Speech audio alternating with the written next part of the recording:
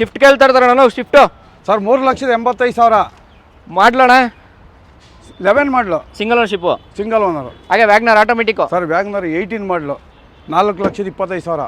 Santro ಅಣ್ಣ 1,65,000. ಹಾಗೆ ಜಾಜೋ 3,65,000.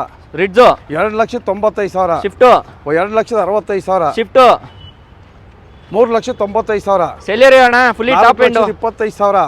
ಹಾಗೆ ಸ್ಯಾಂಟ್ರೋ ಇನ್ನೊಂದು 1,75,000.